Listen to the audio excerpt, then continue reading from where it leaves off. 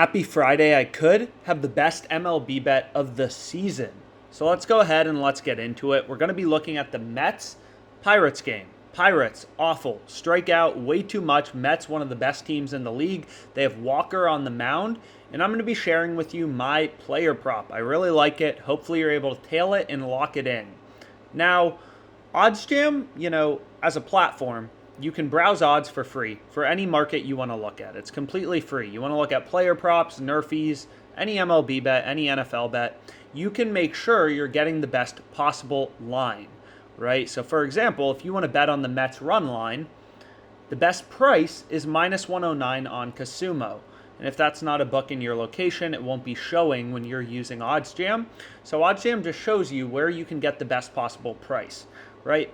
And this should be pretty logical, but if you're getting terrible odds, like if you're placing bets at minus 120 when another sportsbook in your location is offering you minus 109, you will never make money sports betting.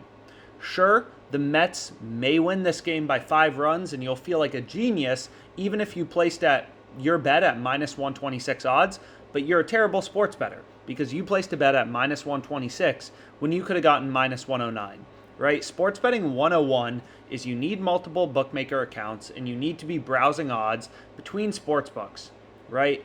Like this is sports betting 101. It's so critical as a sports bettor. And the reason for that is if you look at like the total runs market, for example, you can see most sports books have this minus 110, or minus 105, minus 115. This is kind of the reason it's so important to line shop, is when you're betting at minus 110 odds, you need to win 52.4% of your bets to break even, right? So that is the typical sportsbook juice. For the over, for the under, they're making you bet $11 to win back 10. You want to bet on the over 7.5, bet 11 to win back 10. You want to bet on the under, bet 11 to win back 10.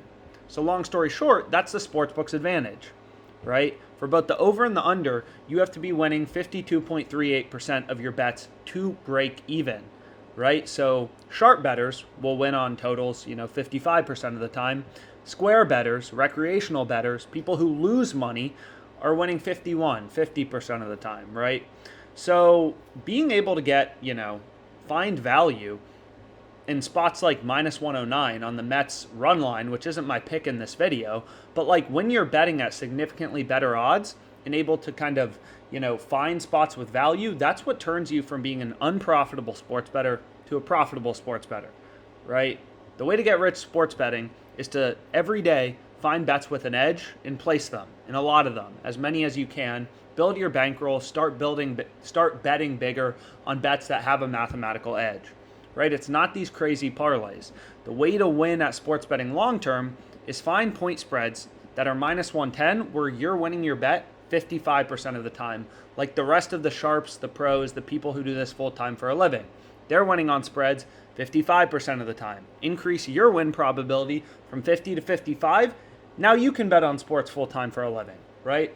So anyways, the play I'm going with, incredible bet. I freaking love this play for tonight. Mets Pirates, Walker over 5.5 strikeouts. Caesars is giving us plus 100.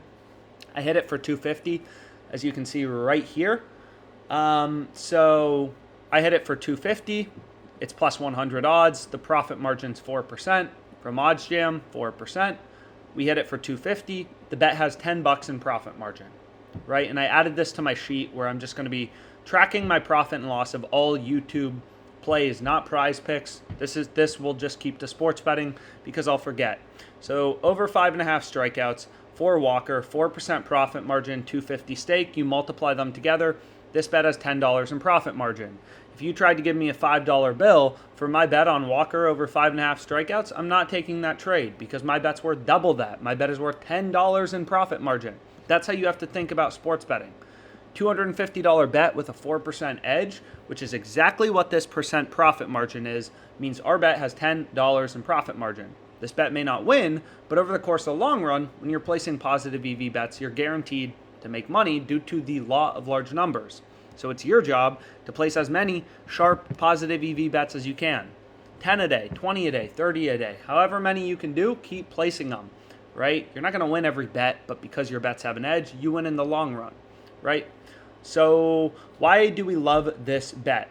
Should be pretty clear, right? Once you take a look at the odds, FanDuel's the only sportsbook that has the under favored. DraftKings has the over favored, juiced to minus 120. WynnBET has the over favored, juiced to minus 130. BetOnline, one of the sharpest sports books and very sharp for player props, they have this minus 145, right? We're getting 45 cents of improvement. This is why sports betting is so fascinating and why it's so possible to make money, unlike most forms of gambling. It's because all these sports books price things differently, and sometimes you can find these massive inefficiencies where you get the sharpest bookmakers like Pinnacle and BetOnline pricing a prop as a favored outcome at minus 123 and minus 145, and we're getting it plus 100, right? Ridiculous improvement. This is also an arbitrage bet to BetOnline, right? So you could bet the over and the under and make a risk-free profit. But regardless, there's just such clear value. Looking at the data in the market, if you consider each sportsbook as kind of an independent data point in the market, it's like the sharpest sportsbook in the world, Pinnacle, they have the over favored, right? So if we put their market into a no-vig odds calculator, they have the over at minus 123, the under at plus 106. The true odds, according to Pinnacle, the sharpest bookmaker, on this bet is minus 113.62, so 53.19% win rate. We're getting this plus 100, right? So essentially, how this works is we're placing our bet at, we need to go back to that odds converter calculator. So we're placing our bet at plus 100 odds. You're betting 100 to win 100 in profit, right? So you only need to win, this is your break-even win probability, 50%.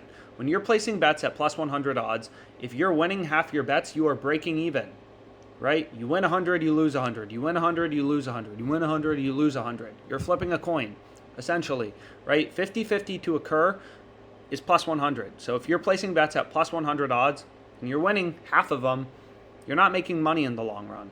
But if you're winning your bets 55% of the time at plus 100 odds, you're making a lot of money in the long term, right? And it's same with minus 110, right? It's like with minus 110, you need to win 52.4% of your bets to break even. So when you're betting at minus 110 juice, you need to be winning, ideally you're winning 53, 54, 55, 56% of the time. Whereas when you're placing bets at, let's say, plus 200 odds, you only need to win a third of your bets to break even because you're betting 100 to win 200 in profit. So you can lose 2 for every 1 you win. So when you're betting at plus 100 odds, we only need to win 50%. So that's pretty good considering the sharpest bookmaker is pricing this at, where was it, minus 123. The sharpest bookmaker is pricing this at minus 107 true odds, 51.74% win rate. So we're winning over 50% of the time. BetOnline, I believe, was minus 145, plus 112. True price is minus 125. We're winning 55.65% of the time. So OddsJam kind of weights the sharpest bookmakers, tells you the true odds with the VIG removed. You remove the VIG. And the true price is minus 108. We're getting plus 100. Plus 100, pretty ridiculous value. Definitely a bet you want to be on, as well as the other 15 bets I'm on for later today. Or I guess now it's 16 after that went down. So hopefully you enjoyed this video. 4% profit margin. I like showing people this sheet as well. Like if your, let's say, bet size is $75 and you're straight betting everything for $75 and at a 4% profit margin, and let's say you want to earn, $1,500 a month, you need to place 16 bets a day, 16.6. So you can kind of like think about it that way as well, which is how many bets do I need to place a day to make my profit goals? So when I started out sports betting, it was like, $25, and I wanted to earn like $500, and I was placing bets with an average edge of, let's say, like 3.5%. So I was placing 19, 20 bets a day. And then kind of the next month, it's like, oh, let's increase our unit size to 50, and let's try to make 1250. Boom, now we got to place 24 bets a day.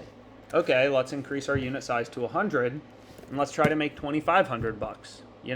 then again. So when you want to earn more money, you either have to double. If you want to earn double the amount of money, you have to double the amount of bets you're placing or double your bet size, double your unit size. So when you have a system that works, obviously you want to bet more. More is better, which is why we hammered this parlay. Got our $2,000 parlay on the NFL. Texans Broncos first half over 22.5, under 24.5 Vikings Eagles. Let's make some money. Happy Friday. Walker over 5.5 Ks. That's the play in this video. Very sharp bet, clear value in the odds, and have an okay weekend.